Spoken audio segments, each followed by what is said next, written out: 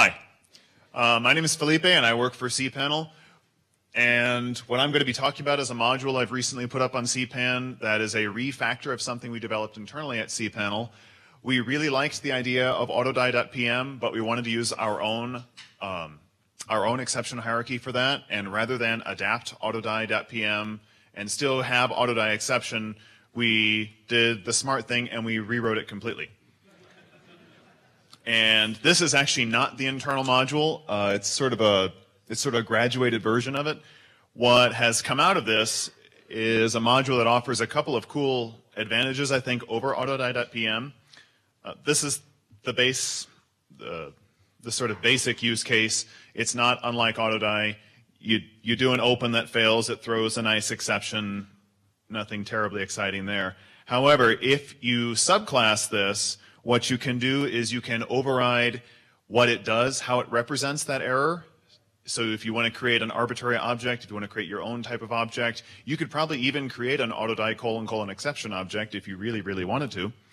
And if you didn't want to throw the error, if you instead want to warn on it, if you want to throw it into a database, these two little functions let you do that. And so you can have multiple classes that implement essentially the same behaviors, just with little variations. And if you want dynamic handling of this, like if you want an object that in this context does this with the error, you can of course do that as well, depending on. It's fairly complete. It offers some nice advantages over autodie. If you attended my talk, you know that I am kind of sensitive toward keeping globals pure and not overwriting them when they don't need to be. Autodie, for some reason, does overwrite these. IO : die does not. IO-die does not make any attempt to make regular Perl, like regular open, regular close, look like something it's not. And then doesn't try to impose its own error handling. It's also quite a bit lighter.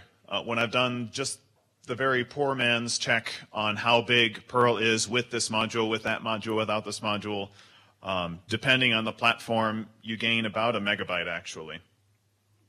It does pretty much everything. It has a print function, which I think is pretty useful.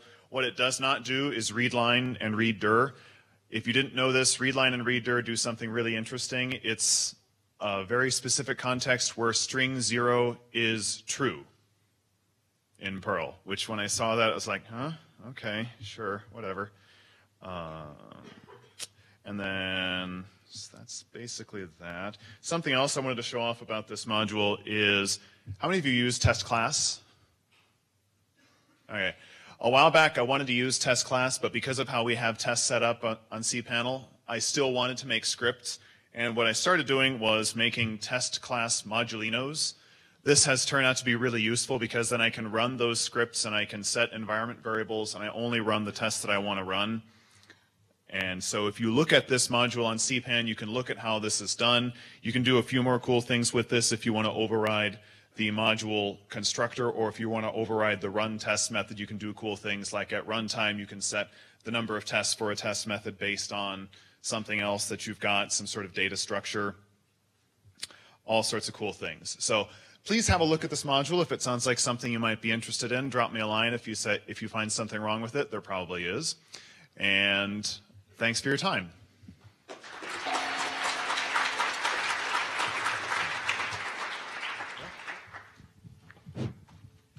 Hi, my name is Eric Peterson. I'm the co-refounder of the Las Vegas, Nevada Perl Mongers group. We just had our second meeting last Wednesday. I would like to make a call for speakers. If any of you are going to be coming through Las Vegas, please hit me up. Stop by and have a talk to our group. We'd love to have you over. I'm 134 on irc.perl.org. Feel free to hit me up on there. We have a lasvegas.pm channel on there also. There's at least like one person camping out in there all the time. So hit us up. It'd be great to see you.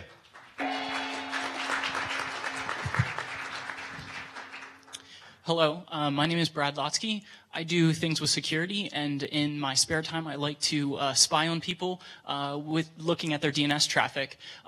So I want to talk to you a little bit about passive DNS. So to understand passive DNS, you first have to understand DNS. And that's what DNS is. How many people in here don't use DNS? Okay, good. What exactly is passive DNS? We basically listen for your queries and store those queries and responses so that we can look at them later. Why passive DNS? So we can understand the internet. So we can do fake reverse DNS. This is interesting. You can actually generate reverse zones from forward queries. Does that make sense to anyone? So if I ask what www.google.com is, then I store that www.google.com and the IP address in a database, I can just look for the IP address later and see everything that came back with that particular IP address. So that's really cool. We use this in the research, doing security research quite a bit with malware tracking. Has anyone heard of FastFlux?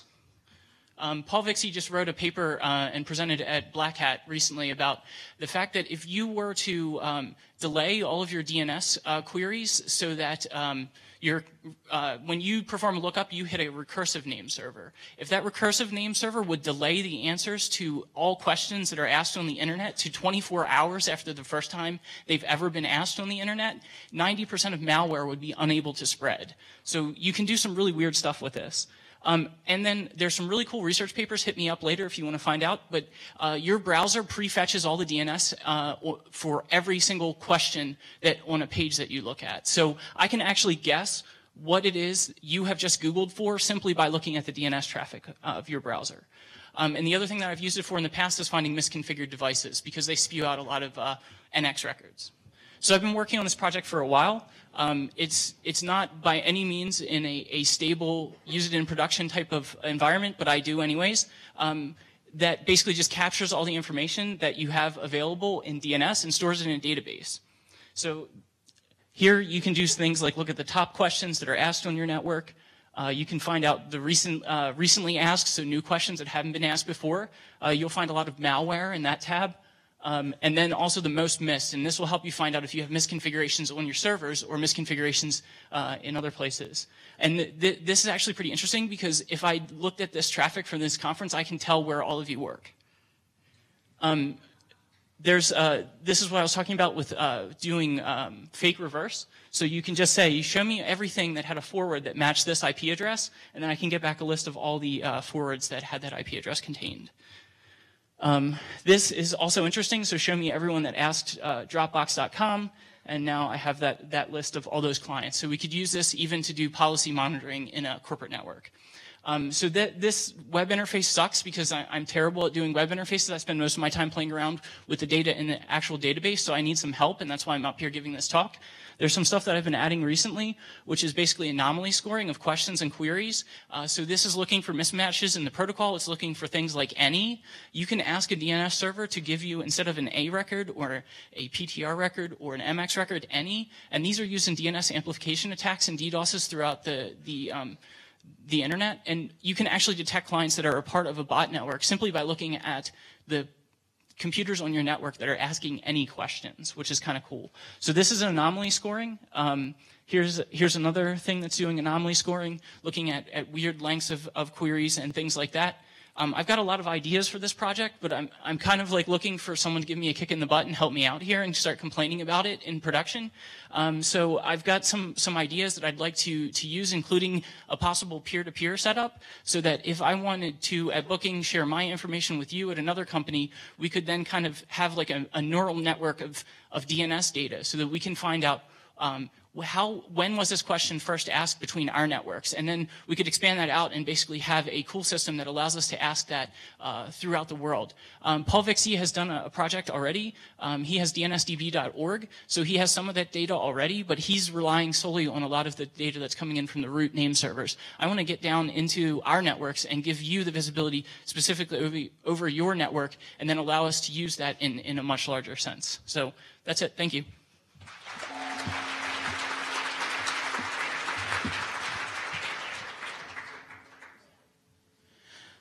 This is a reminder to all speakers that there are a lot of people who are watching on the internet or who are here today, but they decided to watch somebody else's talk, and you shouldn't hold that against them.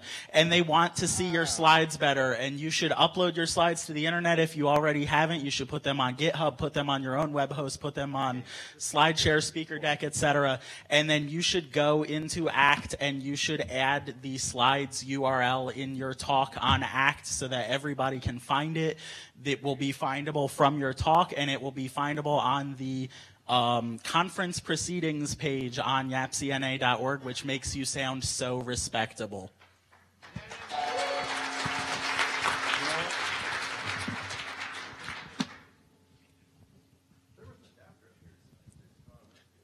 Hi, everyone.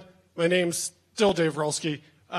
Some of you know that I'm giving the Intro to a Go class tomorrow. Several of you have signed up since I mentioned on Monday. That's great. Thank you so much. I don't remember all the names. What I want to say now is it's very important that you be prepared for the class. I sent an email to everybody who registered as of this morning telling you what to do, how to get Go installed, and some repos to clone. It's really important you get set up so that you can get the most out of the class tomorrow. If you didn't get that email and you signed up, please come find me, and I will point you at the repo that has the instructions. Thanks very much. Hi, my name is Jim Schuler. I'm with the Detroit Perl Mongers out of Ann Arbor, Michigan. Whatever happened, this is not working. I wrote a few modules a couple years ago.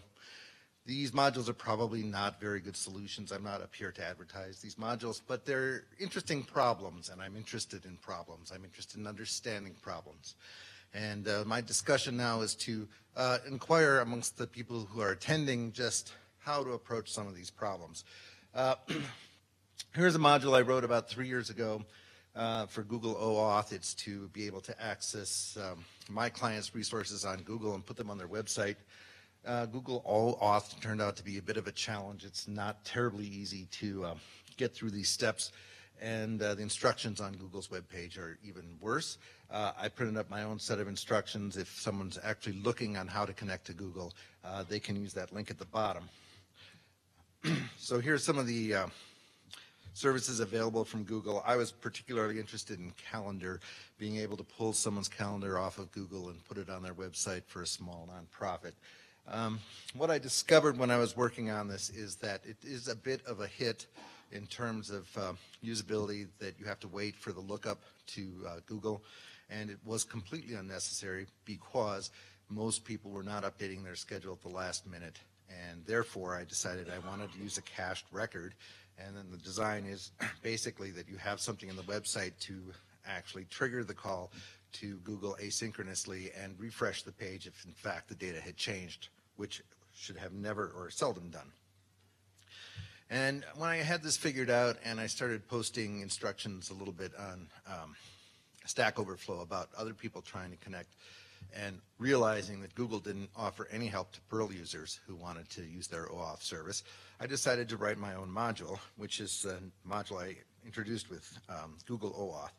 And one of the things that I was trying to figure out is we have all these different services that, and every service with Google returns a different type of record. And to be able to make it more extensible, to be able to use it with other services like Facebook. And now I'm getting all sorts of different data types coming back to me, but I want to just create a single cache repository for them. And I started asking people, well, how can I actually design software when I don't know what the data is going to look like? And that's my question. You know, I haven't quite figured out a good answer to that. It doesn't seem to be a problem a lot of people talk about. What I ended up doing was trying to envision for myself what a solution would look like. And I came up with something called NoSQL PLSQL. It's similar after I got started in this and learned a little bit more about how NoSQL works, similar to most of the other NoSQL products out there. There were a few things that I wanted to do in particular. Deal with blessed objects, be able to put it on top of existing installations, which usually meant a relational database, and to be able to implement it fairly easily.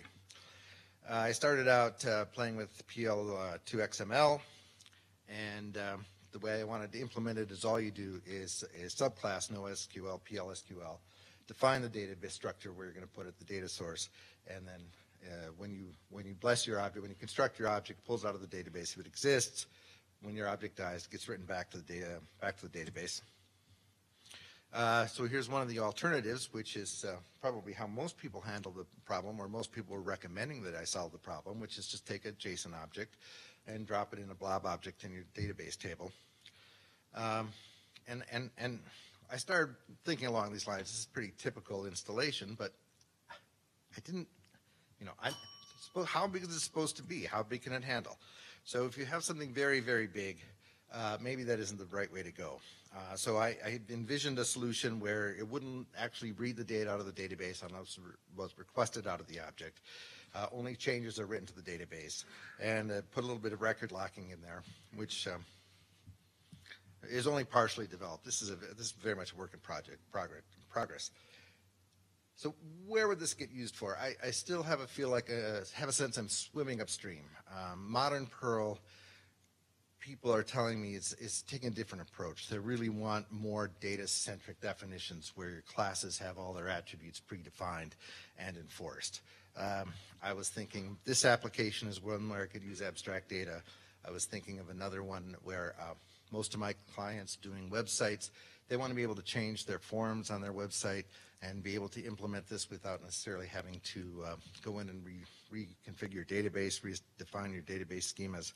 I was thinking of Ruth's talk the other day, and she gave a very interesting problem in her field of library science where they'd really gotten so calcified with the data structures, I hope I'm presenting this correctly, that they weren't able to continue to move forward. But I didn't put these down here because maybe there's another solution. The idea of being able to do programming without very clear idea of a well-defined data, I think is a novel approach, and wondering if other people have tried to do that as well. I'm just has the URL to sort of my thinking. It describes a little bit of the problem solving I did and some of my experience trying to work with this problem. I'd be interested to hear from anybody else here. Thank you very much.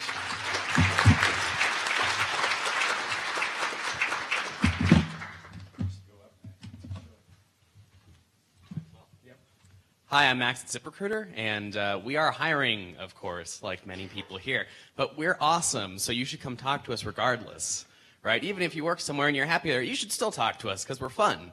We're hiring everywhere, web development, Catalyst, even class type stuff. We're doing SEO stuff. There's Python projects. There's Node. There's all sorts of crazy stuff going on.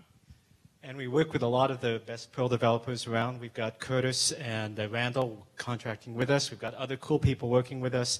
And we're looking for remote people. I'm living in New York and I'm moving to France, and I'm still working for ZipRecruiter. They're very cool. Come find us.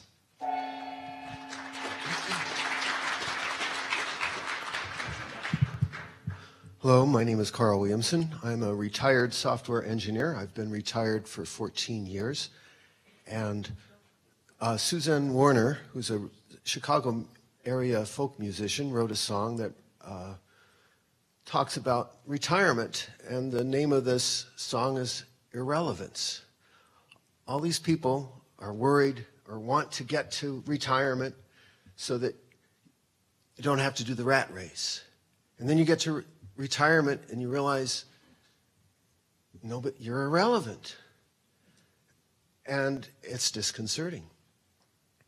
So my first few years of retirement, I worked on home improvement, expanded my garage to a two-car garage, helped my wife with a succession of foster children, and I still dabbled in programming, and I found a bug in Perl. And I submitted a bug report, didn't hear anything about it, and so I subscribed to P5P to see what was going on and discovered there was nobody working on this. And so I thought it might take me a couple weeks to work on it. That's 6 years ago almost. The bug did get fixed eventually, but it didn't take all 6 weeks. But when I started working on that, I noticed that my mind was rusty. Not just my skills, but my mind. I couldn't remember as well as I had. and I couldn't hold as many things in my memory juggle at the same time. And having worked on the core Perl over a few months, I noticed that I was getting better at doing that. It was coming back. Not as good as it was when I was in my 20s and 30s, but better than I was just before. So, and I'm now relevant. My code is used all over.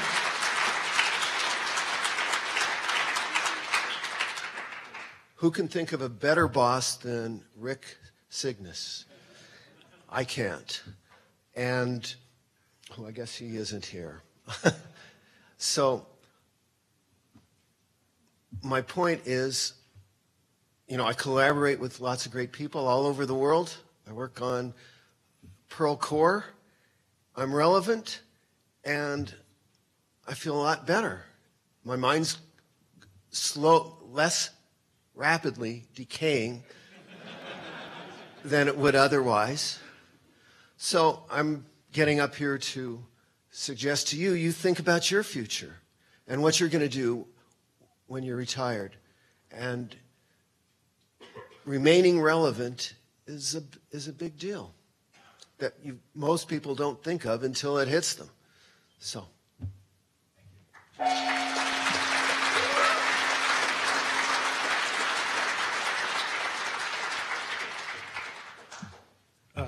Last year, GeneHack had a keynote with a section that really affected me, and I wanted to share it with you. There was a slide that said, when I'm sad, I stop being sad and be awesome instead.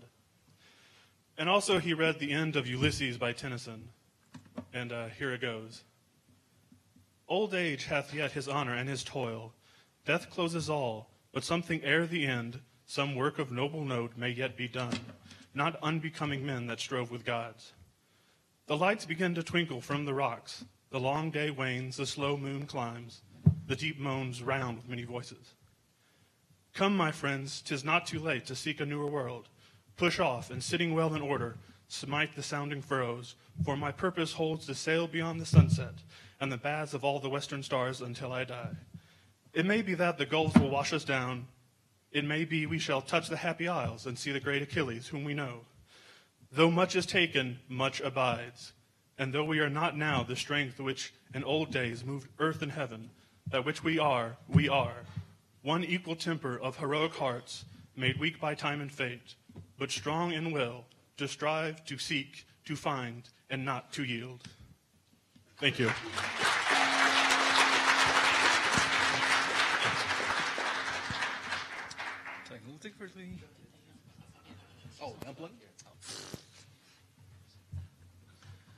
Hi there, my name's Lou Erickson, and I'm one of the hosts for the Silicon Valley Perl Users Group.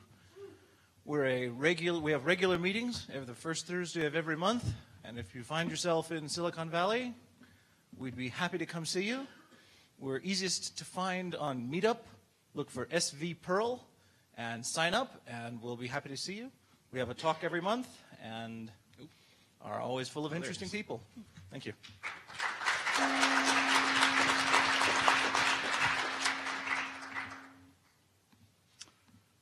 Oh, come on. Come on. Ah, man. Okay, well, you read that.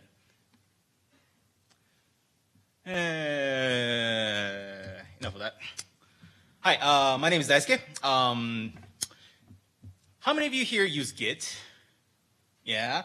How many repositories do you have on your computer for Git? How many have hundreds? 200? No, oh, okay. Well, 300? Okay, pushing it. All right.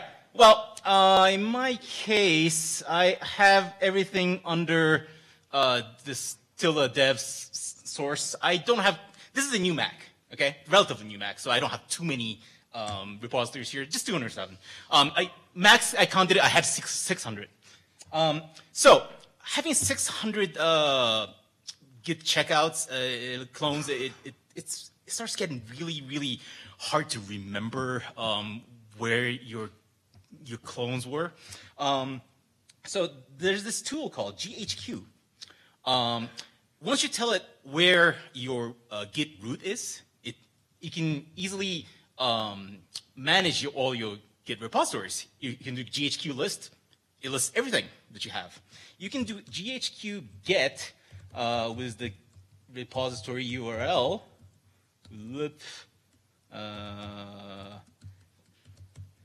This is my latest thing, and it checks it out, and it's actually in go libxml2. It shows you where it is, right? Now, this allows you to show where your repositories are, but you still have to do this cd dev I'm not gonna do it, and it really sucks. Well, there's a cure for that. There's this thing called Pecco, which I wrote. If you feed the result of GHQ list to Pecco, it gives you this. Now you can fuzzy search. Ha! Right? And you can get that string out of, as it works as a pipe, so you can get that string out. Okay, because you're all bearded people, you know how to use bash and stuff, and you know how to write scripts to mangle this. All right? I have that. So I have this hotkey that gives me this, right? I look for the repository I want. Oops, oh no, this was the wrong one. Never mind. That gives me the Go doc. Let me try it again. Go lib. All right? Boom. I'm in the directory, right? So I can just move around using this. Pecco is actually a great tool it's very Unixy, and you can do a bunch of different things with it. If you use it in your Unix, in your shell scripts and stuff, you can do a bunch of different things. It's on GitHub. I'm gonna briefly show it to you. It's here. You can just clone it, or I got binary releases if you want. I have about 2,300 stars. All the cool kids are using it. You can start too. So that's it. Have fun hacking.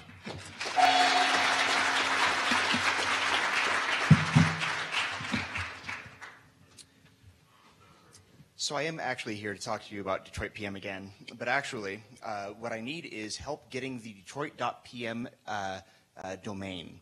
As you probably all know, .pm is, my pronunciation, Saint-Pierre et Miquelon. It's a dependency of France. It's tricky. So I tried registering it. I was actually able to get telemark.pm. They didn't give me Detroit because I'm apparently not Detroit, right? So they wouldn't give a city, even though there's like Barcelona and London. Anyway, I'm sure that somebody in here can help me navigate all of that. If there is, you're probably the only one. Please help me. Thank you.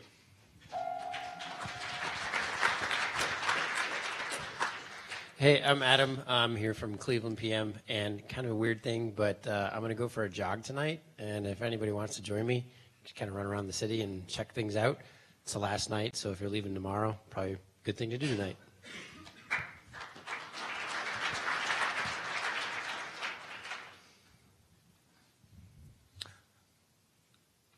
Hello, I'm Andrew Grandguard, Spasm, and I'm here representing Los Angeles PM. Woo! As we've been doing for years, and now all the other PMs do too. Come visit us. It's fun. An offer we'll make that nobody else has made. You come to town, we'll move the meetings. We might even have the meetings. So, been running about 6 years, and we were mostly monthly, and we had about 3 last year. But a recent success story. Fru, are you here? Where did you go? Came to town. Said, hey, I'm coming. We said, hey, we'll have a meeting. Next day, new job. Just saying. Just saying.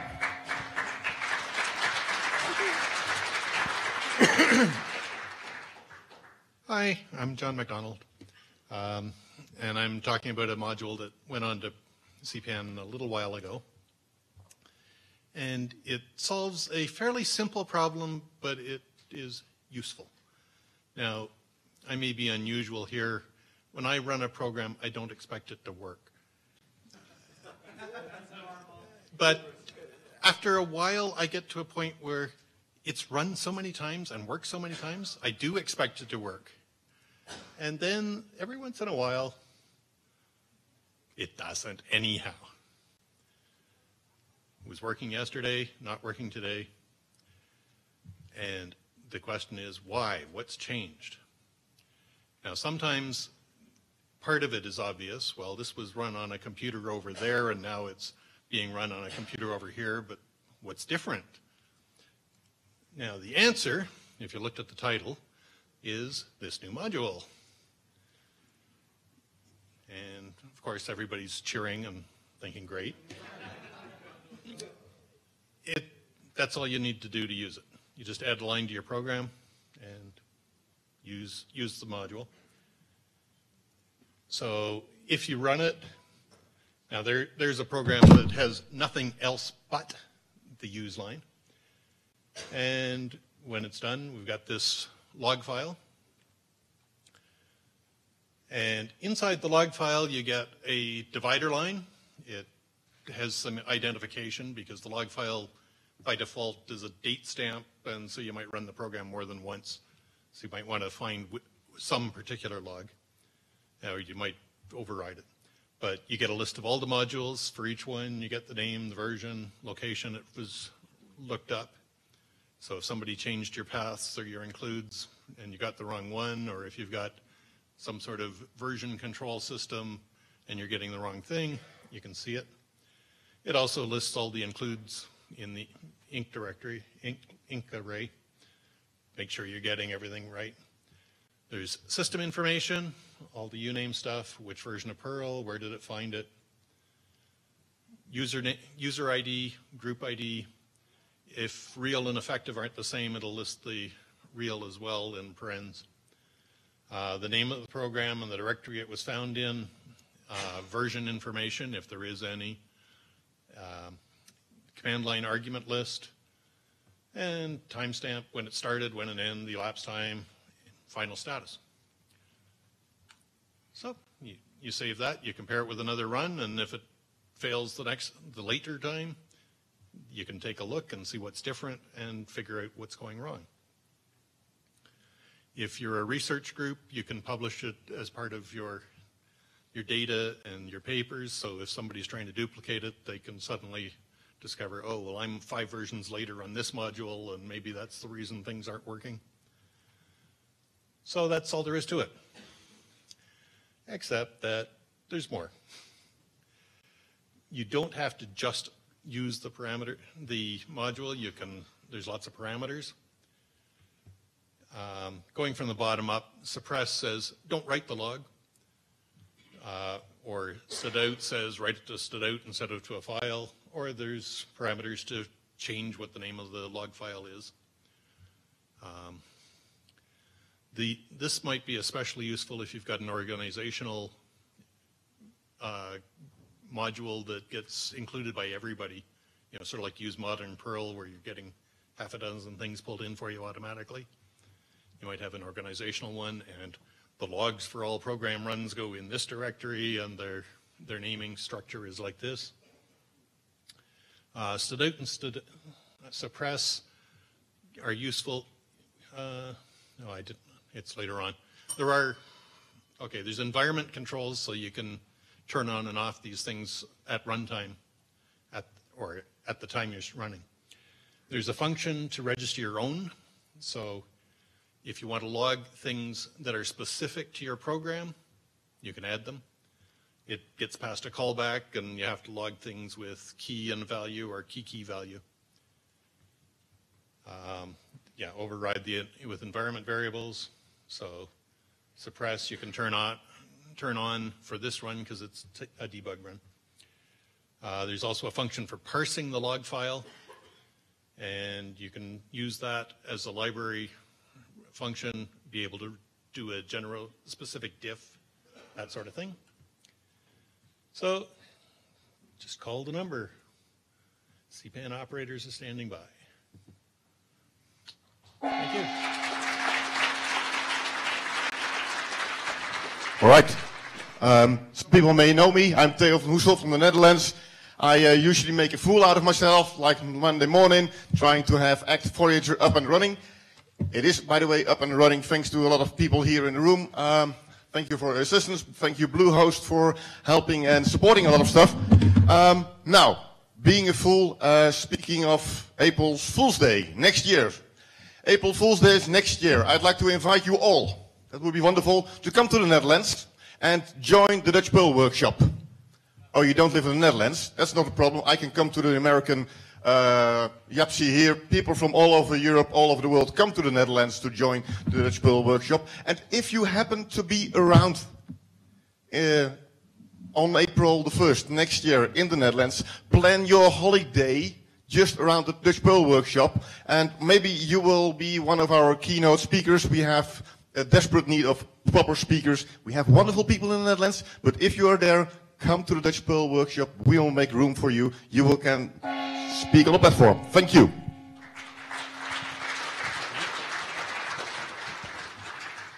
Okay, this is a presentation where I try to hack the community. So I think it's time to start trying Perl 6. That means all of you. I'm Brent Labs. You may know me as Labster. Probably not. I did a blog article a couple months ago here where I looked at all the other communities and what they had done in major revisions. And I looked at Python 3 and they said, well, let's make a small set of changes since we need to break Unicode anyway to improve it. And they took this small set and they deployed it in 2 years. And here we are 7 years later. And Python 2 is by far and wide still the dominant form where all the developers have moved on to Python 3. And that's not where we want the community to go. And so, we want Perl 5 to be strong as well as Perl 6. And of course, in PHP 6, well, that's never existed and never will. And then even deploying within Perl 5 isn't a problem. 5.8 is still used on a scary amount of systems. So if you want more, I'll look at the blog. But so in Perl 6, we took the idea, we're going to do a whole bunch of new features. That's our selling point. And there's lots of things that you can do, like a lot of features. Really just an outrageous number of features. So, and nothing's more outrageous than Camellia in her coloring scheme. So, yeah. So really what we want, I'm just going to focus on one feature that I think, people could say use it every day. This is a Guillemette. It's used as a hyperoperator. Now, if you're Uri and go, I only use ASCII. Well, we have a Texas version in ASCII too. All right. So what you can do is, you have some data set that's big and you want to run a complicated operation on it. This form is a method call, but there's other ones. And that tells the compiler that you can go ahead and thread it or spread it, parallelize their operation. And you think of other languages and how hard it is to do parallelization. And that's just like one little feature, of the things that you can try, the power that you get from Perl 6. And since this is not getting your talk, quoted 0 is now 2, 0 is false. Because, we've had enough time messing with data and going, oh, there is something there. But it still feels like Perl. We're not changing what the core of Perl is. This is the same in Perl 5 and Perl 6. So, we've had a lot of talk about how it's just vaporware. And it's not vaporware, it's geyserware. It's been smoking for a long time, and it's finally erupting, and we get like a rush of hot new features. So, and moreover, it's coming this year. Christmas is coming soon. So, I want to say that now is the time to start trying Perl 6. I don't expect, all the frameworks and modules to be here, but it's good to learn about it, and it works. Things are almost settled down. 99% of what you do every day is not going to change on you. And other people, I've heard a lot I ran a Hello World and, And then I didn't really get very far. So my advice is just for fun, or write a utility script, or port one that you already have, just to see how it works. Half the time, Perl will tell you what you did wrong. Or a small module. You know, that's how I got involved, and it was very quick to get into the compiler from then, because it's actually written in Perl 6. Well, how'd this slide get in here? Yeah, go ahead and port DVIC too. But what I really want to say is that this is not a zero-sum game. You know, like when Perl 5 and Perl 6, we share a brand and a culture. So when Perl 6, if it's successful, Perl 5 will also grow, because people will no longer say things like, oh, well, nothing's happening in Perl. Now there will be stuff, you know, like we have all these new features and you can talk about them, but you can say also Perl 5 is doing good too. And, you know, I don't want us to share just the culture. I want us to share a community where I write Perl 5 every day for work, and I write Perl 6 all the time too. So, you know, it's nice and it's fun, and there's lots of places you can learn about it. Please stop in on our IRC channel. Everyone's really friendly. And increase your whipped aptitude. Please try Perl 6. Get shit done. All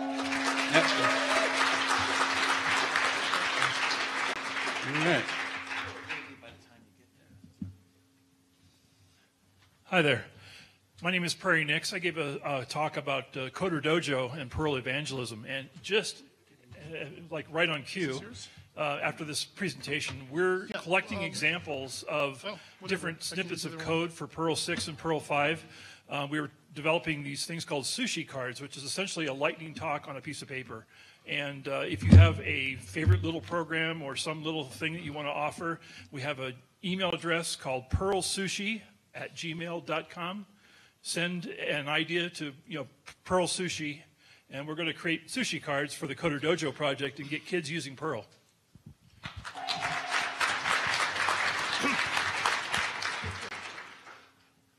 Hi, my name is Walt Mankowski. I spent a lot of the last 10 years going to grad school, and I was a starving grad student on the main line. And so you might remember the main line. It was featured in a movie called The Philadelphia Story. There's a lot of rich people out there, but there's a lot of, what the main line really is a collection of towns built along the old main line of the Pennsylvania Railroad. So here's a more recent picture of the main line. It's a train station. It's not my train station, and it's not my car that's featured there. But I like this picture. It's like I think it's like the quintessential mainline picture, because there's a train station. There's clearly some rich people around there, incredibly rich people. This guy, not only is he double parked, but he's parked in a no parking zone. He's taking up two no parking signs, no parking spots, and he's got kind of an obnoxious license plate too. So one of the ways I was able to afford living out there is I took the train into Drexel in the city every day. Train's kind of expensive. It's $163 a month for a train pass. If you're staff like I am now, it gets deducted automatically from your paycheck. It's pretty straightforward. But if you're a grad student, every single month you have to remember to reapply for the pass at a reduced 10% off. The deadline's kind of an odd time. It's 5 p.m. on the fourth Monday of the month. And I forgot you have to buy it like 1 month out. So you're always like kind of thinking several months ahead, do I need it that month or not? And if you forget, I mean, it's, you're losing over $16, and like that's a lot of money for a grad student. You can live for quite a while on $16.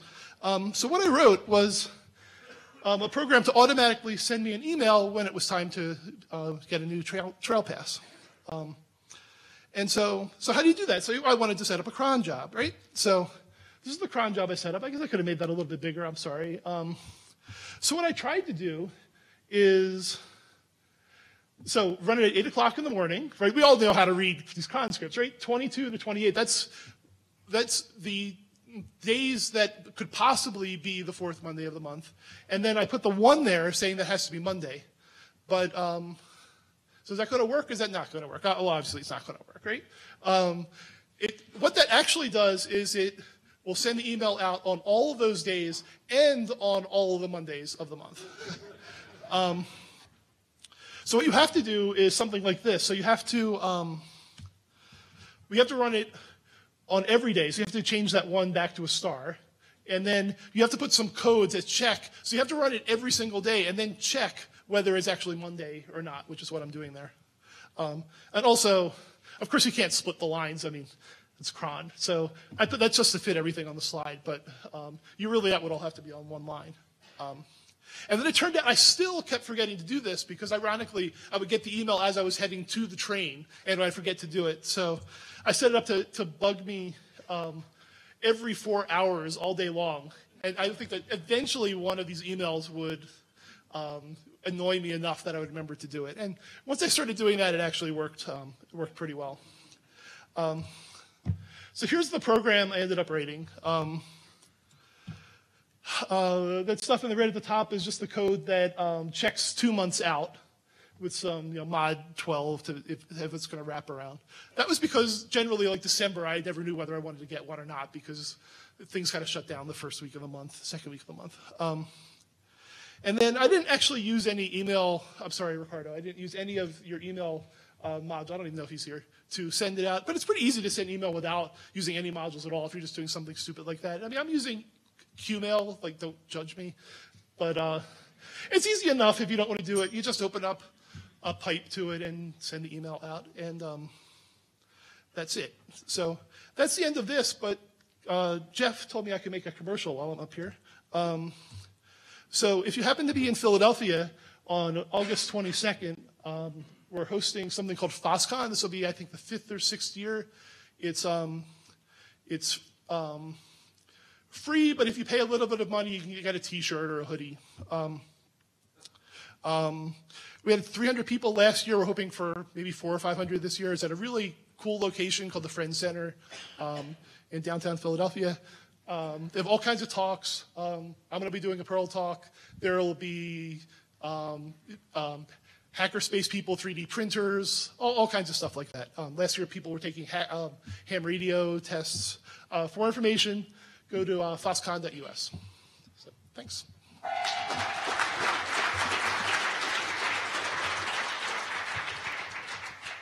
Hello, my lovelies. I am VM Brasseur. You can call me Vicky. For those of you who have slides, might I recommend then that rather than using some of those proprietary systems, you upload them to Internet Archive. So along those lines, I am the maintainer of the Internet Archive IAS3 API documentation. Mm-hmm. If you want to use IAS3 right now, the best way to do it is a Python library. As a matter of fact, it's almost the only way to do that. And I think it's kind of scandalous. So if anyone is interested in writing the Perl version of a library to upload, download, look at metadata from Internet Archive, just spelunk everything, please come find me. Because, you know, the world deserves better than just Python. Please keep talking. All right. Oh, I do? Yeah. Okay. I didn't know what that was. I can't remember who came up and talked about putting, it was Hobbs, about putting URL to your slides up on the website. Neil Bowers emailed me that he couldn't read my URL in my slides, and he said to put it in the comments too. So not just on YAPC, but also in YouTube, in the comment section, put the URL for your slides. Thanks.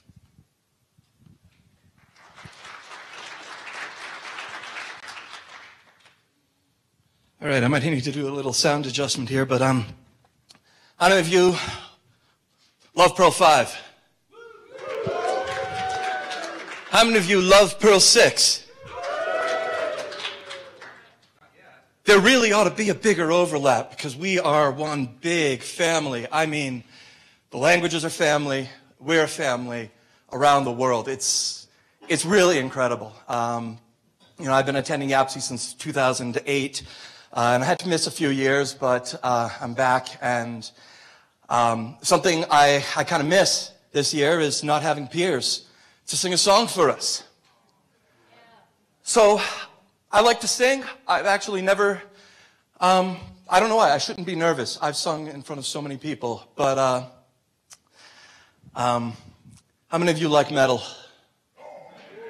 Oh, yeah. I wrote this music a while ago, but I just finished the slides over 20 minutes ago. And it's to the tune of War Pigs by Black Sabbath.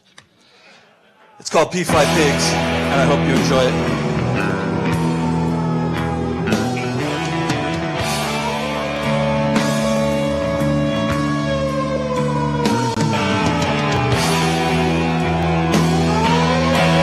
I just learned how to use iMovie yesterday. I think I used every single transition.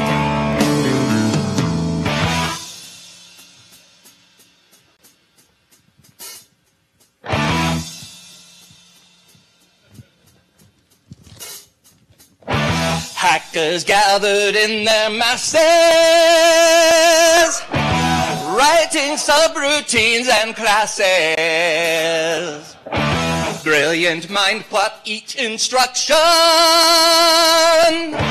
Sorcerers of code construction.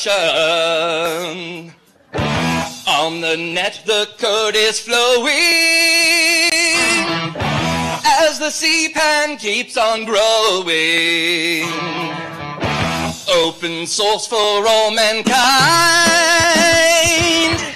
leaving closed source code behind. Oh Lord, yeah!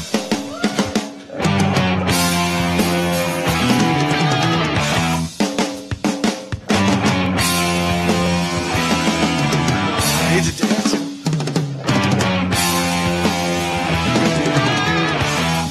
What?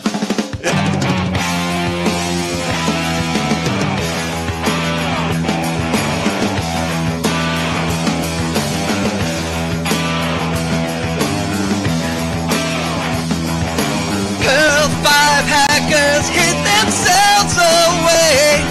They only started the web. Why should they move on from CGI? They insist Perl isn't dead. Yeah!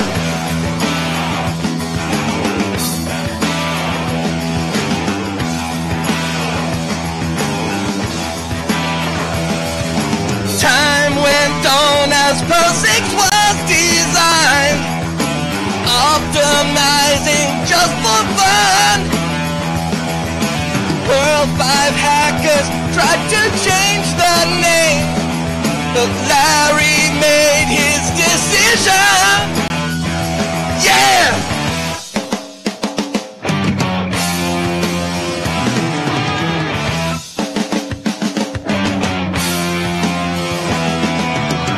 Alright, there's a long guitar solo, so we gotta do the wave.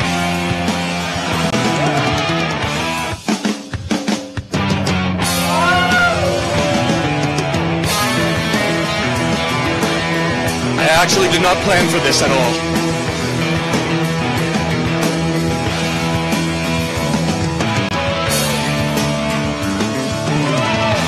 Woo!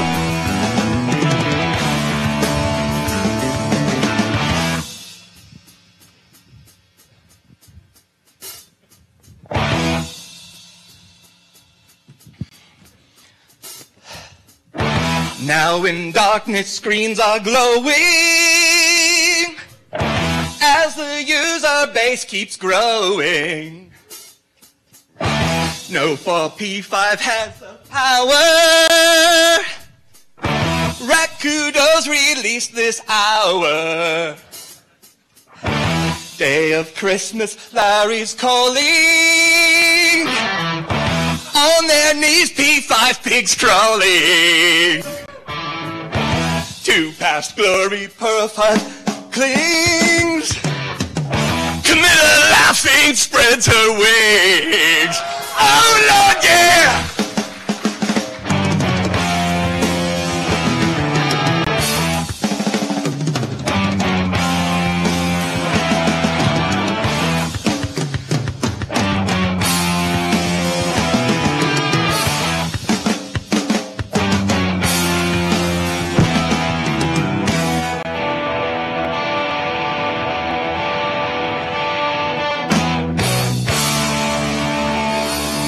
Thank you all. I hope you enjoyed it.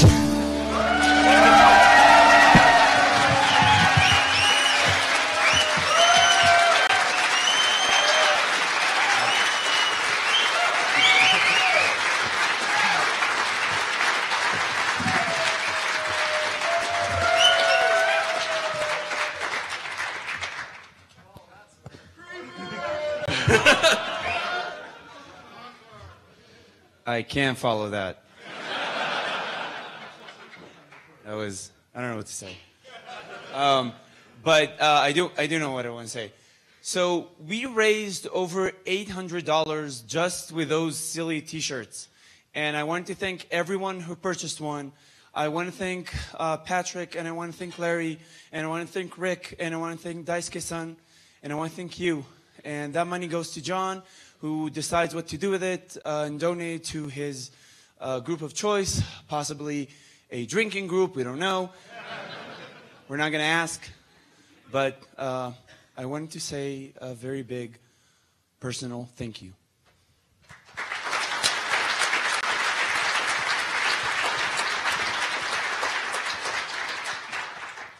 And that's the end of the lightning talks. The keynote will be beginning in just a moment as soon as the two of them get up here.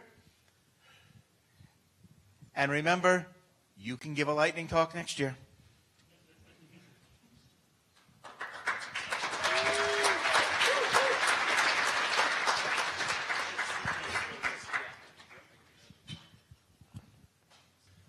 All right, now that all that's taken care of, I guess to kind of follow the pattern, I should say I'm Jace. I'm with saltlake.pm.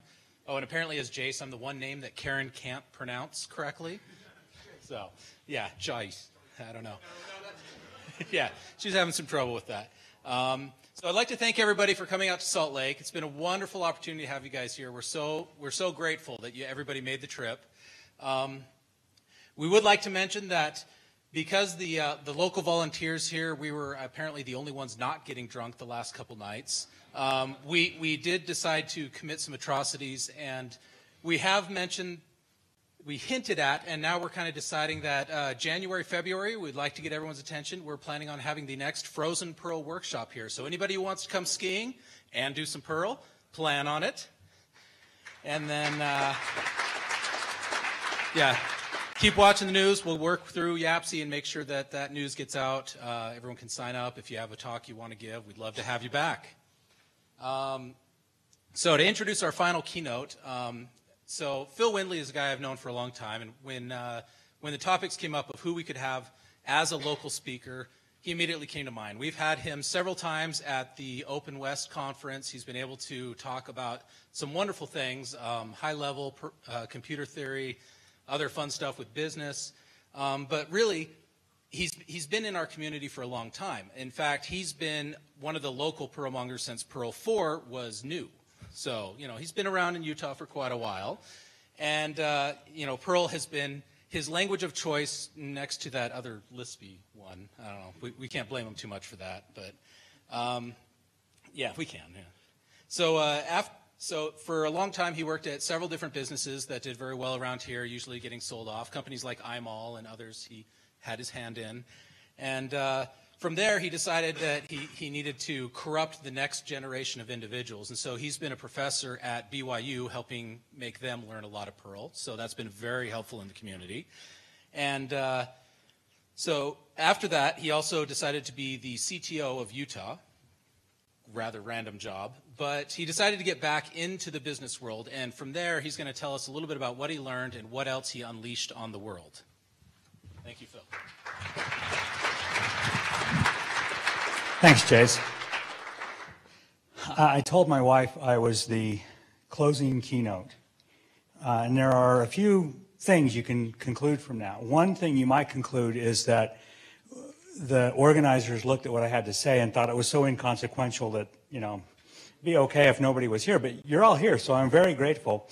The other thing you might conclude is that the draw is so great that it would keep everybody here till the end of the conference. That's what I told my wife was the reason I was the closing keynote.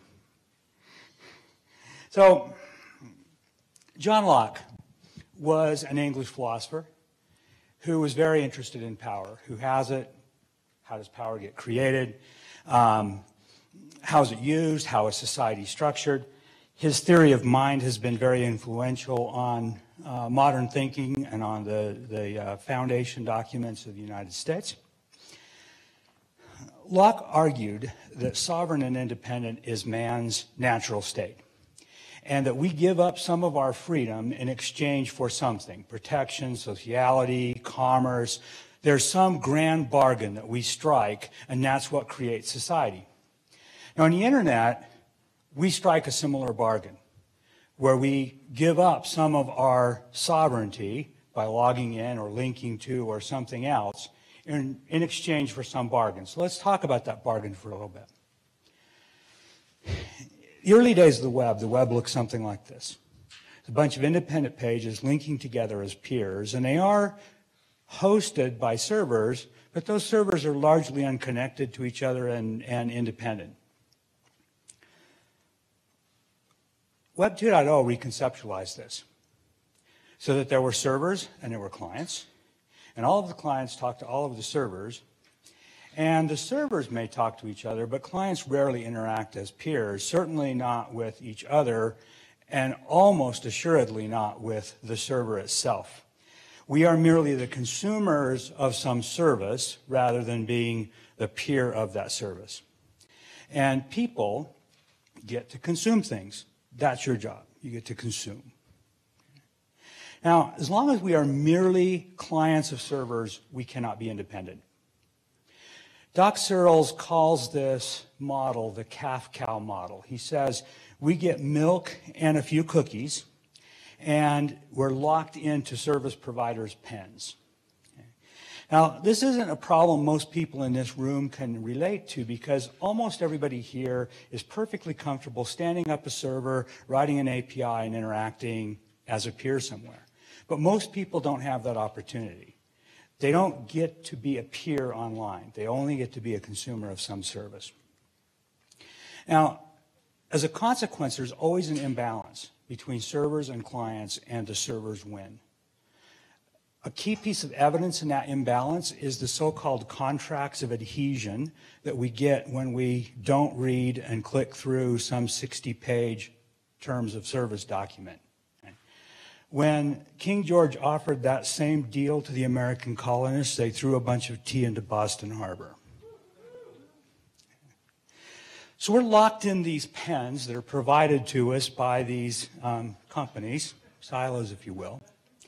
And this hasn't been a bad deal. There's a lot of interesting stuff that has been built, and we all benefit from it. I'm not saying this is awful. This has been a pretty interesting decade to live through.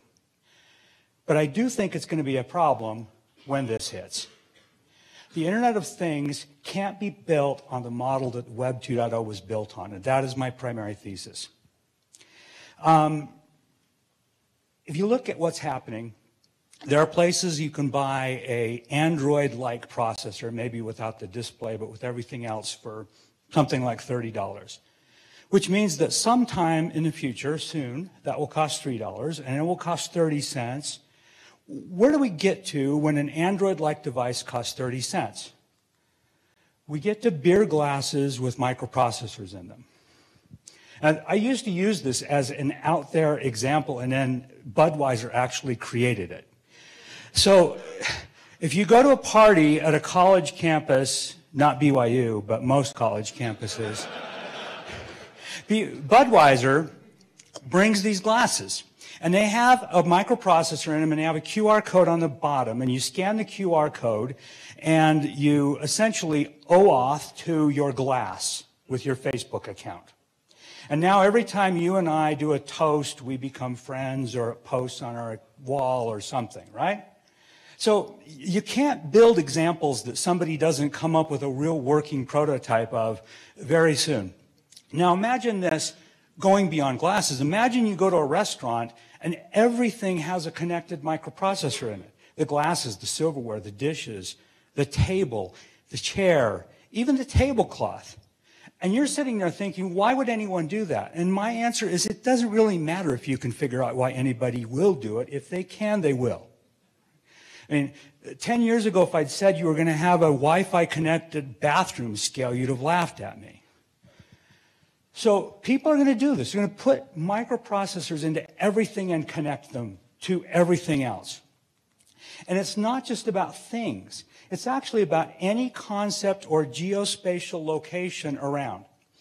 So potholes. This was another one of my favorite examples. You drive into your residential street and you see a pothole and, your heads-up display or something tells you about it. Oh, the pothole appeared here. These two neighbors have told the city about it. The city has a road crew scheduled to come. That's your view of it. Of course, when the road engineer comes out and looks at it, he sees a completely different view of this pothole and all the information around it. Not just because the pothole is connected, but because there is an entire model of how this pothole relates to the things and the world around it. Now, this is another example of something that you can't make up quick enough, because I just read a couple weeks ago about a Danish company, I think, that has devices that road crews put in potholes to keep track of them and who drives through them and all sorts of other stuff. So you can't make up examples fast enough. So when we imagine this world where everything, including potholes, is online and connected and in some model, we can ask ourselves what the architecture of this thing is going to look like. It's not going to look like Web 2.0. It's not going to look like mobile. It's going to be something very different than what we have right now. Now, if we put everything online, even concepts and locations and things like that, we're not going to have billion node networks, which is basically what we've got right now. We're going to have trillion node networks. A trillion is a big number, right? So 1 million seconds is about 10 days. 1 billion seconds is about 30 years. And 1 trillion seconds is 38,000 years, right? So it's a big deal to go from 1 billion to 1 trillion. Now, imagine that the network we have now, the internet we have now, is a mountain. It's the billion node mountain. And we've scaled this mountain. We are at the top of this mountain. We know how to build billion node networks, and we have lots of techniques for doing that. Now imagine the trillion node network. How are we going to get to the top of the trillion node network mountain?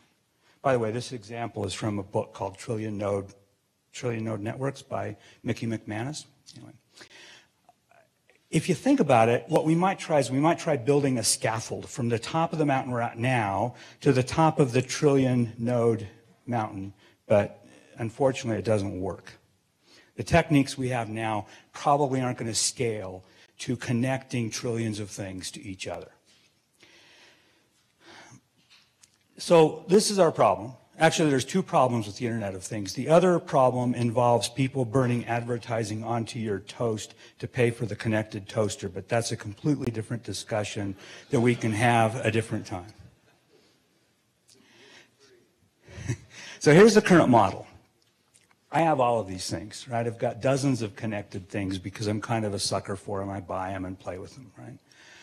And every one of them does exactly the same thing. They want you to create an account on their service, download their app, and then use your iPhone or your Android or whatever to connect them together, right? Which, when you've got a couple of these things, is fun. And when you've got a couple of dozen, gets a little bit annoying. And if you imagine having 1,000 of them, it's completely untenable. Now, this is a great deal for manufacturers. There's no doubt that my TiVo works great because TiVo has figured out how to connect all of the TiVos to them, right? That's a good thing that has provided some service. But think about a slightly different scenario. In this scenario, I drive my electric car home and I want it to charge. But I want it to negotiate with the TV and the air conditioning so that the power usage doesn't go above the threshold and I have to pay more money. I don't want to have to do that with my apps on my phone. Right? I would like those devices to negotiate among themselves and figure out who can turn off and who can turn on and when. So one solution to this is we buy everything from Apple. That's Apple's solution, right? So you're going to be driving your Apple car into your Apple home with your Apple TV and your Apple air conditioning and everything else, right? A different thing is we build a way for all of these things to talk together, which is not just the Internet of Things, it's really the Internet of my things, because I care about my things, not necessarily all the things.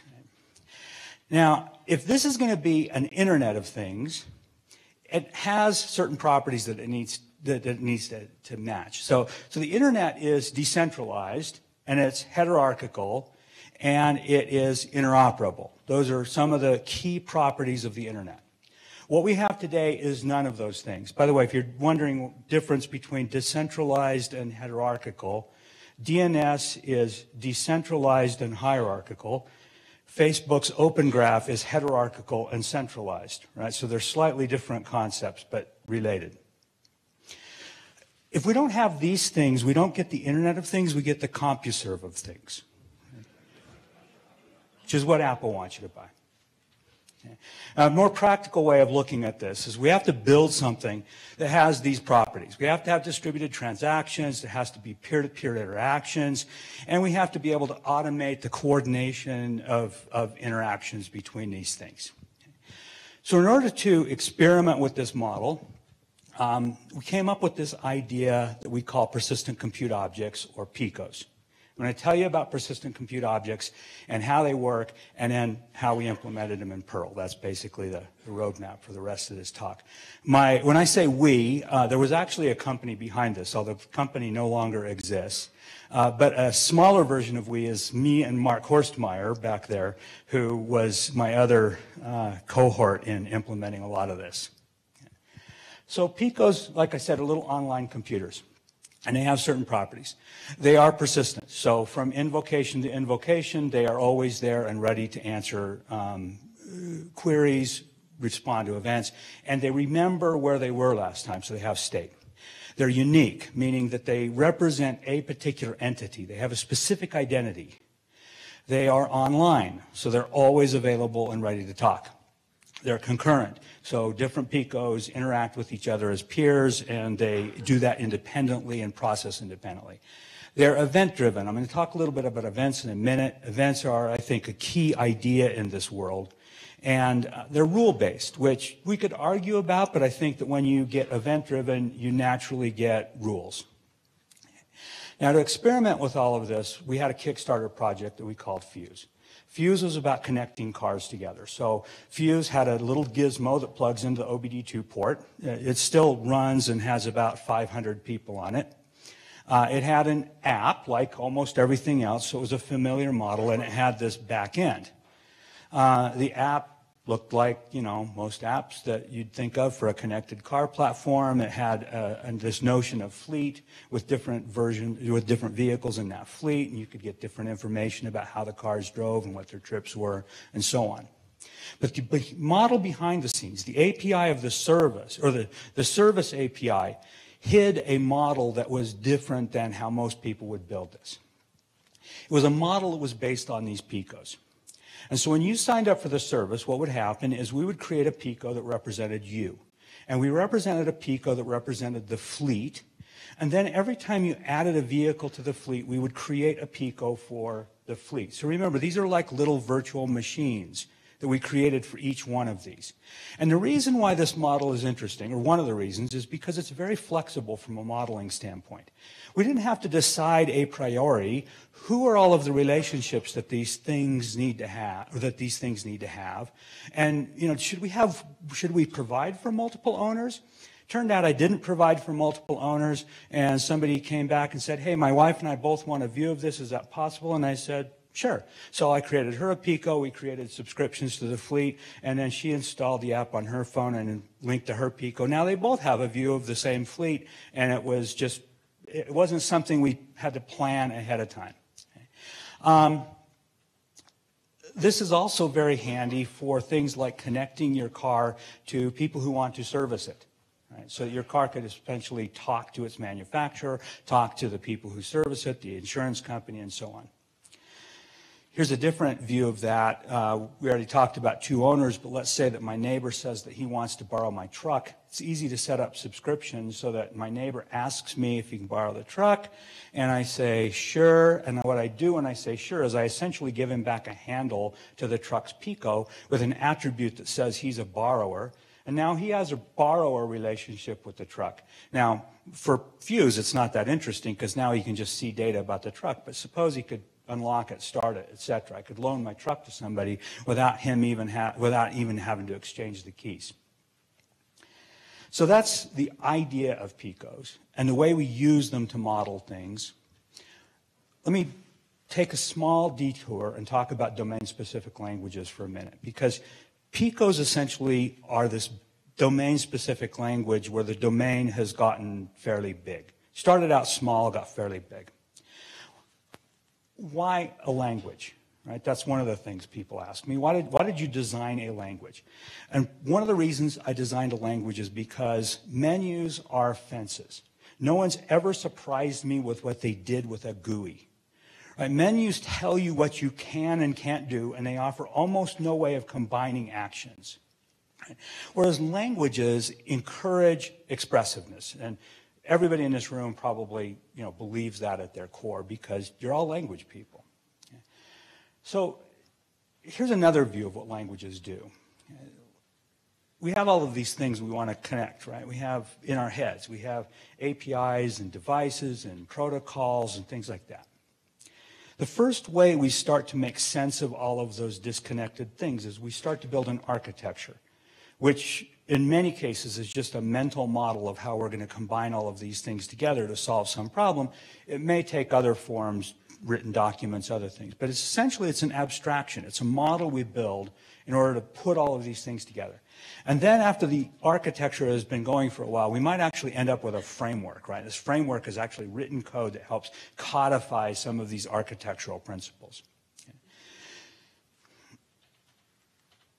But what a notation does is it gets the abstraction into people's heads in a linguistic way. And my argument, my feeling is that the way we experience things notationally and linguistically is fundamentally different than how we experience them by reading documentation about a programming framework. It's a very different experience. So I built a language. Now, this language isn't just a language. It actually is this kind of whole system around PICOs, right? So I'm going to talk about some different pieces before we actually get to the language and the implementation. So we have PICOs here. And like I said, PICOs represent an entity, have relationships with other PICOs, can send events, interact with online APIs, and so on. And PICOs present an event query API to the world. Now, an event query API is, if you've heard of command query separation, for example, very similar to that idea. It's just a specialization, perhaps, of command query. So let's talk about events for a second. Events versus requests. An event says something happened, and an event says do this. I'm sorry, a request says do this. Event says this happened, request says do this. So here's an example of some of the difference. Suppose you have a stereo in your living room, and that stereo has an API. And what you want to do is you want to build an app so that when you get a phone call, the stereo mutes. Okay? With a request response API, we all know how to do that, right? We'd figure out what the API is, we'd write the app would get a phone call, and it would send a request to the stereo and say, please mute. Okay? So far, so good. Now let's say you figure out, well, this works pretty well, so now let me pause the DVD when I get a phone call. So now the DVD has an API. My app now has to know about the API for the DVD. It has to know what to do with the DVD. It has to know essentially what a DVD can do. And you can see where this is going. As more and more things get added to this, and especially if we expand it to be every stereo from every manufacturer, every DVD player, and so on, the app now has to have a lot of information about all of these APIs. So request response APIs leak semantic information. The application has to understand the semantics of what the request is before it can do anything with it. Now, an event is very different. If this were an event-based system, the stereo essentially understands an event. We might say, okay, we're going to program you so that you understand the event on phone call. And now when the phone gets a phone call, it just raises the event. It just says, hey, I'm on a phone call. The stereo says, when I get an on-phone call event, I mute. The DVD player says, when I get an on-phone call event, I pause. That is a little bit simplistic, and I haven't talked about how we're going to get the events to all of these devices and that sort of thing. But the key idea here is what we've done is we've encapsulated the semantics of what a stereo and a DVD player can do inside the device itself. And that's one of the key advantages of an event. So that's basically what I just said. Another difference in how PICOs get programmed is the application model. So in the Web 2.0 application model, we essentially have this. We have a browser that connects to some cloud service which has an API and some application state behind it, right? So, and this is not just the technical architecture, this is also the business model. The business model of what most Web 2.0 businesses is built on having the application data and using that to make money. That's the API. I mean, that's the business model. But there's no reason why the web application and the application data have to be in the same place or even controlled and owned by the same person. So in the Pico model, the application data and even the interface to that data can be separate and owned by the individual as opposed to being in the application. Picos aren't the only thing that are doing this. There's a whole movement called unhosted. If you go to unhosted.org, there's a whole movement around building applications that have architectures that are basically like this. So the Event Query API presents different, presents an API that allows you to query the data, allows you to send events and modify it, the Pico essentially encapsulates all of that. We can have different APIs for different things. Right? So in Fuse, for example, the iCalendar, web, and mobile are all different ways of interacting with this thing. But the interesting thing is not that, because that's achievable in a lot of different categories. The interesting thing is that Picos have a model that doesn't just present a single API for all of the Picos of the same type. Instead, the API can be customized on a Pico by Pico basis based on what is installed in the Pico. So you can actually customize your vehicle Pico to do something different than my vehicle Pico because it is a separate online computer. Now, you might be thinking, that sounds like a recipe for disaster, and you might be right, but it is a fun experiment. So the next little box I want to focus on for just a second is this thing called Cloud OS, which I hate the name, but I don't have a better name, so that's what we're calling it for now. It's essentially a set of routines which do things like Pico lifecycle management, subscriptions, rule set management, and so on. It's all written in the underlying language. It's not part of the base system. It's written on top of the base system. And this essentially runs inside the Pico and gives it a lot of interesting services like OSs do. So now to the language itself. The language itself is called KRL. That used to stand for something, but now we just say KRL. KRL has a number of interesting features. It is a rule language. It has persistent storage built in so that you don't have to actually connect a database to these things. They just know how to persist things. It has a declarative event expression language.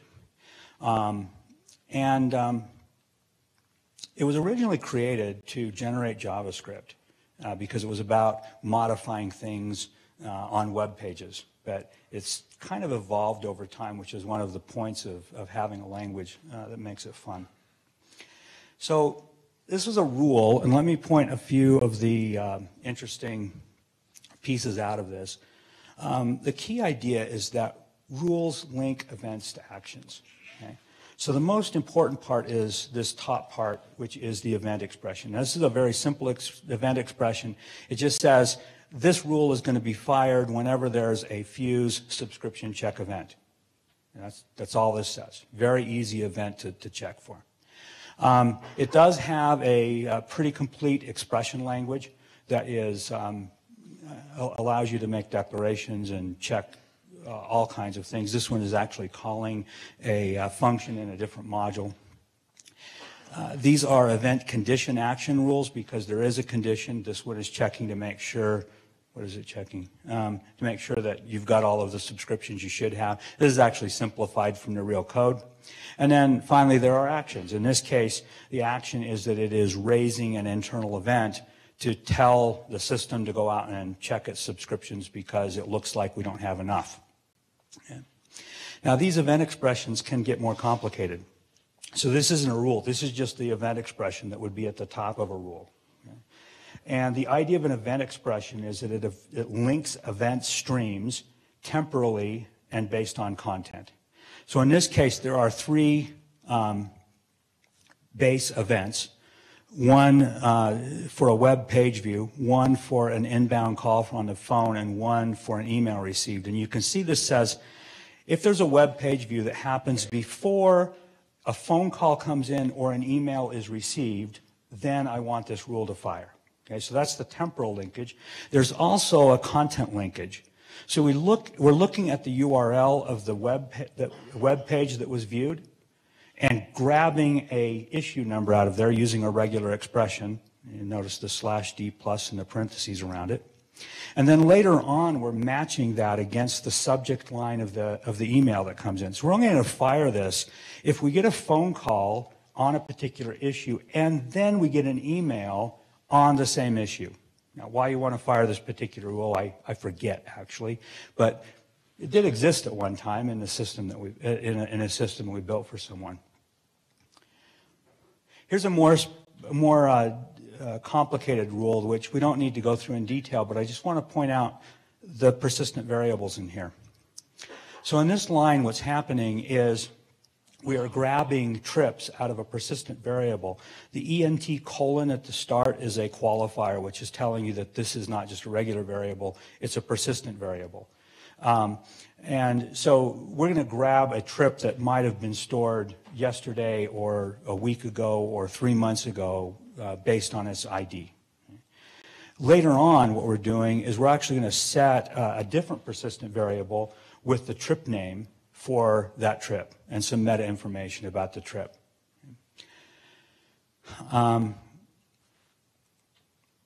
This ends up creating a data structure like that.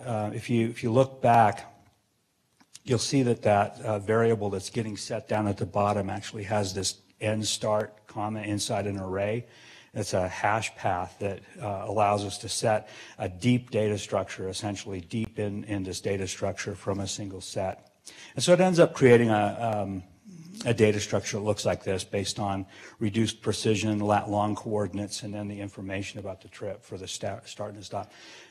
If you reduce lat-long coordinates to 3 decimal places, you get a circle that's about 450 feet in diameter. So this allows the trip to not have to actually end at exactly the same parking place every time when you go to the doctor's office or something. And then later on, we can query it in the same way. Just look up using that hash path idea and the reduced precision start and stop of the trip. Persistent variables also have a query language around them. So you can not just grab a specific one, but you can query persistent variables, which is fun and interesting. Rule sets are the modules that rules live within. So rules and functions live within the rule set. Rule sets are what gets installed in Picos, not rules all by themselves. And rules are interesting because they form a closure over state. So all of the rules and functions within a rule set see the state for that rule set as it operates through time. So now let's talk about the implementation itself, the engine that makes this go.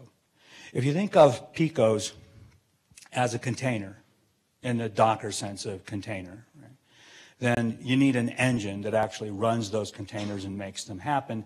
And that Pico engine is called KRE, again, for historic reasons. The name of the company was Kinetics. So, KRL, Kinetics Rule Language, we weren't very imaginative in our naming.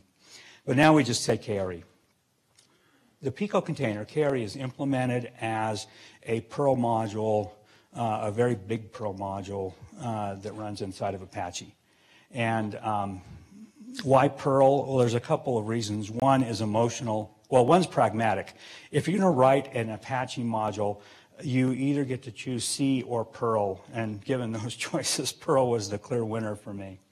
The more emotional reason was, as Jace mentioned, I started a company called iMall back in 1994 to do e-commerce, although we didn't know it was called e-commerce until 1997.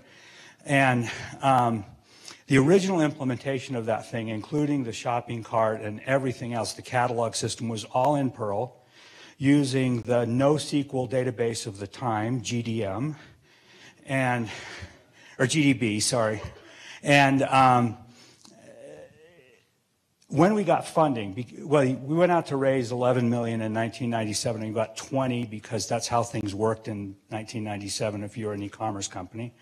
As we got all this money and the investors, they wanted to see something happen, so we got rid of the Perl implementation and rebuilt everything using Java, which was new at the time, remember, and an object-oriented database called Object Store. It was a complete disaster, as it turns out, except financially, because the architecture was new enough and interesting enough that it helped sell the company to Excite Home for about $500 million in 1999. So from a business sense, it was a complete success, but technically, I'd always wished that I'd kept the Perl implementation because it was better in many ways. So when I got a chance to do another company, Perl was the answer. Now, it's all open source, based on open standards. There's the GitHub repository if you're interested in looking at it. It's not necessarily the prettiest Perl code. Mark and I are both pretty mature programmers, and what that means is that we could never agree on style. So you can probably tell there are two different programmers when you look at the code.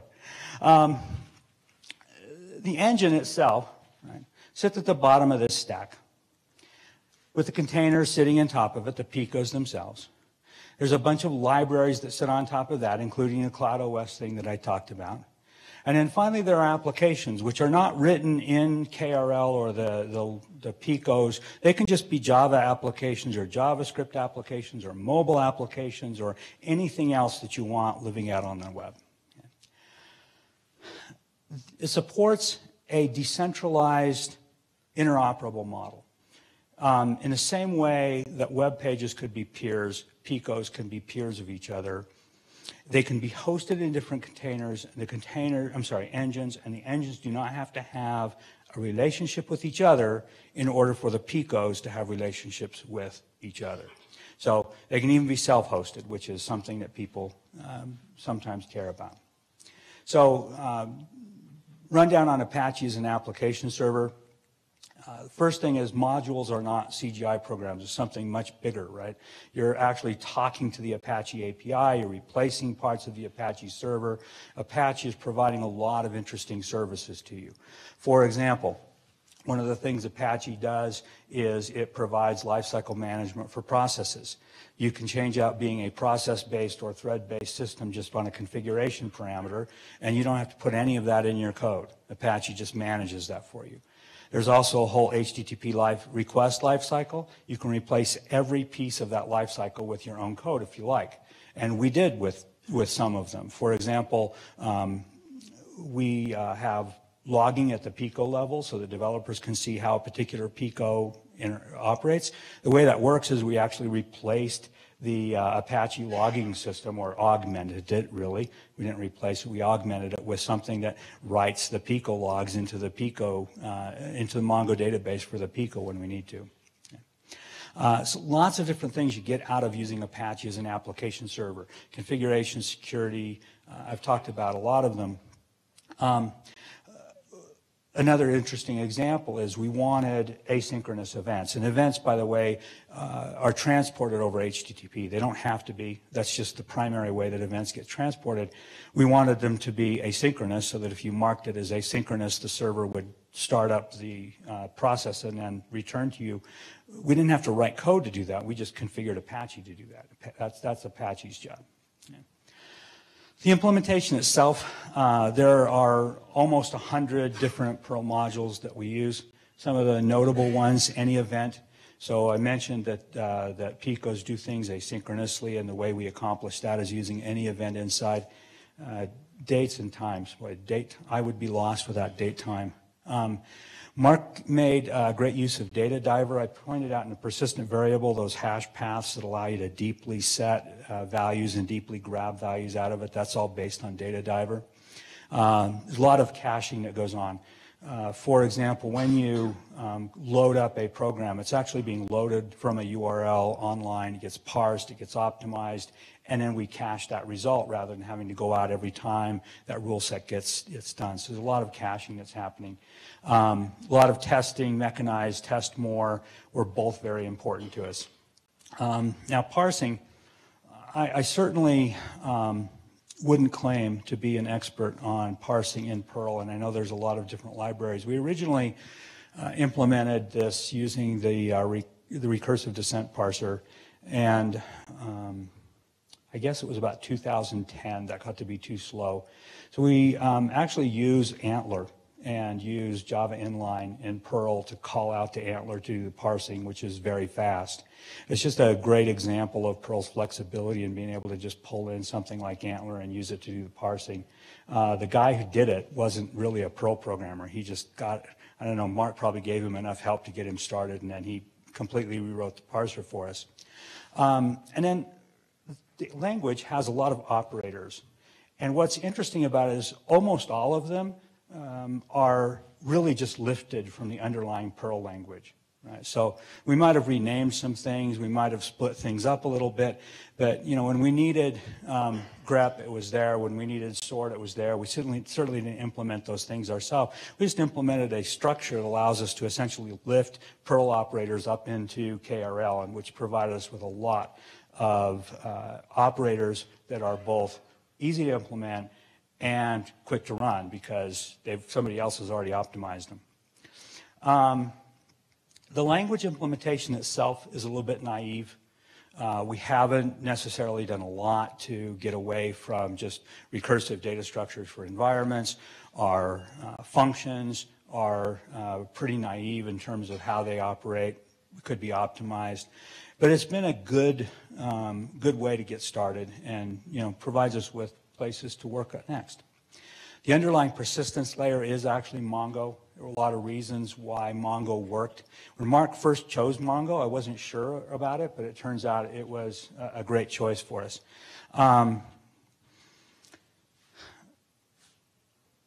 If you look at the code, what you'd see is a structure that roughly follows this event evaluation cycle. So if you start over in this green arrow on the left, what happens is you're first going to receive the event, you're going to decode the event, you're going to do scheduling of rules, you're going to evaluate rules, and you're going to assemble some response, and then you're going to be back in this loop. So you just basically go around this loop.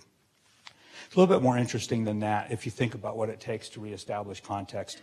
You have to reestablish the identity, you have to go out to the database and grab it. You have to be looking at what rule set IDs are relevant for this identity, and then you have to calculate something which we call a salience graph, which says which events does this particular PICO care about. So every time a rule set gets installed, we recalculate the salience graph so that we know very quickly when an event comes in whether this PICO cares about it or whether we can throw it away. If you're interested in playing with this at all, there's actually a quick start at developer.kinetics.com. The students in my lab recently completed a developer portal, which is much better than the tools that we used to have. Still not perfect. What did we learn implementing a language? One thing is, it was important to understand the nature of the language we were developing. What were we trying to do? What was the domain we were trying to hit? Now, it turns out that languages evolve. Right? So the domain actually evolved over time. But understanding this idea of events and rules and how they interact with each other was important to making this all work. And there's some subtle things which come together as you get the language design right, and it just feels good about what's happening. Parsing was kind of a big deal. It was one of those things that it's an initial hump you have to get over, but once you get over it, it provides you with huge freedom to implement things the way you want them to be, rather than, if you're always stuck with a regular expression or something like that and trying to get through it. Early optimization, most of you understand that that's a sin. You can get yourself into a corner. Orthogonality is an interesting concept. Anytime you have an opportunity to create an operator if there are two operators you can create which do the job together, you've now got a matrix of things that can happen because both of those operators can combine with other operators in interesting ways. Okay. So when you're designing a language, it's always interesting to think, how can I build small pieces that give me lots of power? Because what happens then is programmers surprise you with the things they do. Right? It's always fun for me when a programmer shows me something they did with this system, and I had no idea you could do that. Breadth first, go wide rather than deep when you're implementing the language. Get the core ideas out there, get people to understand what's going on, and then add features as you need them. I mentioned this, languages evolve. Right? You can't put a stake in the ground and say this is what it is. It's always going to be changing. I mentioned how we leveraged Perl underneath, and that was a huge boon to us to have a language underneath that we could just pull things out of and make them part of the language we were using. Build the language you want to use and use your language. So implementing Fuse was actually a really big deal for me because it was the biggest thing I'd ever built, probably the biggest thing ever built in this. And I learned a lot about the language by building something big in it and things I'd like to change in the future. And finally, I learned that picos are actually a pretty decent abstraction. The whole Fuse system is less than 10,000 lines of KRL, which is, pretty small, I think, considering what it does. If you're interested in some of these ideas, not necessarily KRL, but just the ideas of Internet of Things and modeling and other things, there's some books I'd recommend. The first is Mirror Worlds by David Glertner. If you're not familiar with David Glertner, he's a CS professor at Yale who's most famous for being blown up by the Unabomber. He wrote this book in like 1993. If you read it and I didn't tell you that, you might think he wrote it in 2006. It's that relevant. Snow Crash. In 1998, I met with Mark Andreessen when he was at Netscape. And he walks in the room and he sits down and he says, "So have you read Snow Crash?" And I said, "No." And he said, "I'm not even sure I can have this meeting with you then. Everything I wanted to tell you will be too hard to explain." So that alone is a good reason to read Snow Crash. Turns out that I had the opportunity just last year to turn the tables on him. I walked in the room and said, "Have you ever read Rainbow's End?" Because I was getting ready to talk to him about something. He said, "Of course I've read Rainbow's End." He went on to talk about it, so it didn't work. Rainbow's End is an interesting book because it's a look at a near-term future, 20 or 30 years out, and what would happen if we just extrapolate some of the ideas about technology we have now into that world. It's not awful, but there's a lot of places where I wouldn't want to live in that world. Intention Economy by Doc Searles, what happens when we decentralize and decouple commerce. And finally, Trillions is the book I mentioned by Mickey McManus and his group about trillion node networks. And that's the talk. There's my contact information. Please feel free to get in touch, to ask questions, whatever. Thank you.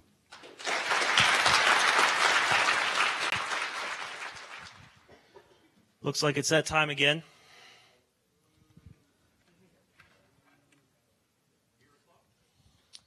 For those that don't know me, my name's Dan Wright. I'm the treasurer for the Perl Foundation. And we have a few people we want to thank for making this YAPC possible. The first person that I want to thank is a gentleman that Heath and I met last July when we flew out here to first take a look at this place and get the groundwork laid for YAPC 2015. And that's David Oswald. He's the coordinator for all the local volunteers. And I'd like David to come up and thank his volunteers for everything that they've done.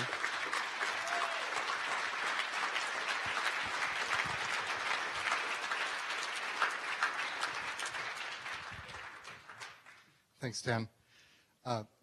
First, I'd like to say that this process from start to finish a year ago and even a little bit before that when we first came up with the idea to do it here has been thoroughly enjoyable, but probably not so much as the entire conference has been thoroughly enjoyable to me. And so I thank everybody here for that, for just making this a wonderful conference, at least in my experience.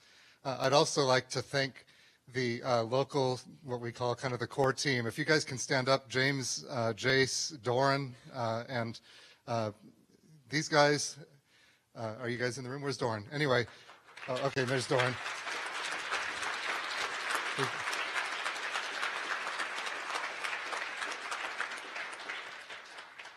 I would not have taken on this endeavor had I not known that I had the full support of those three gentlemen as well. And so I want to thank them very much. And we're only starting. This is YAPC. We're going to do Frozen Perl, and we'll see where it goes from there. So, but thanks. That's it.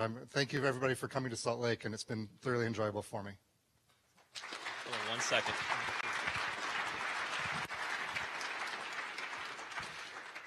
So a small token of our appreciation.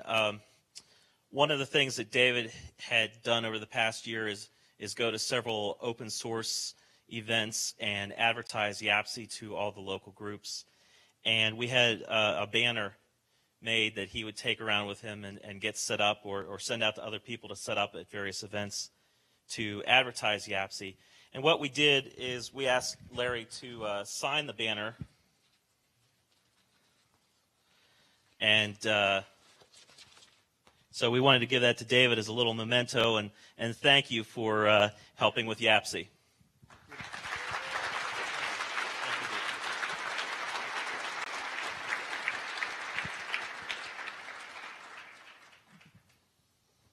There are a lot of sponsors that made this event possible. We had 4 event sponsors that contributed directly to YAPC: Freeside, Perl Careers, DreamHost, and Perl6.org.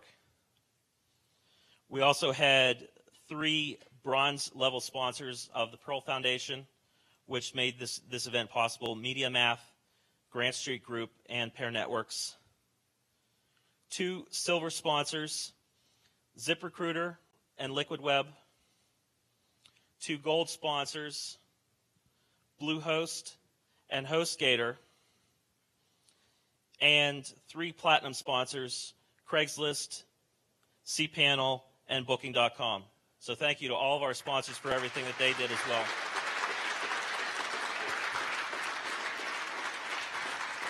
In addition to the local organizers, we had a core team from the Perl Foundation that was also key in making this event happen. Heath Bear, our conference chairman. John Anderson, our speaker coordinator. Yakov Sloman coordinated the VIP reception.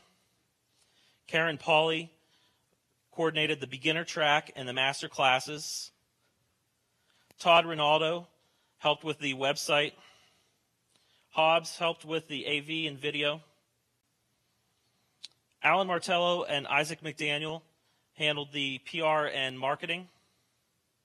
And of course, we want to thank Limping Frog for being here, along with David Waters, to handle all the videography and live streaming for this event, especially considering the issues that they had with getting here. So thank you very much to everybody from TPF for everything that they did as well.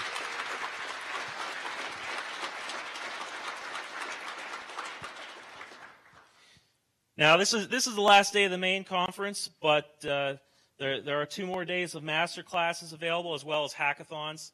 We have the Perl 6 hackathon hosted with Larry Wall tomorrow, as well as Introduction to Go tomorrow. We also have the Perl Careers class on Friday. I know I'm forgetting a master class there somewhere. Dancer tomorrow. So there'll be more YAPC to come, but I wanted to let you know that so far we have managed to raise enough funds through the patches to fund 19 additional hours of Perl 5 core development and 29 hours of Perl 6 development.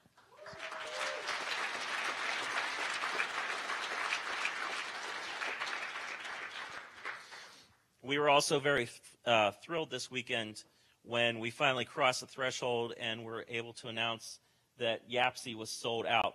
So this year we had a sellout crowd of over 350 people at YAPC. So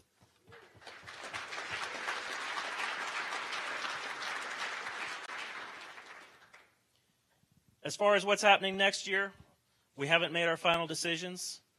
The field is still wide open. We have a lot of venues that we're considering in several different locations. And we'll be letting you know about that probably by the end of the summer. We'll be making an announcement where that's going to be. But don't worry, we have several upcoming Perl workshops, so you can get your Perl fix. Of course, Pittsburgh Perl Workshop coming up this October 9th through 11th. And then sometime early next year, Frozen Perl back here. And then we're still waiting to hear about DCB PW in April. So the last group that needs to be thanked is all of you for taking the time to be here, for making the dedication and the trip. And I hope that you got a lot out of this YAPC. It certainly has been fun for all of the organizers to put on. It's probably one of the most enjoyable YAPCs we've had. And I really thank you all for making that trip.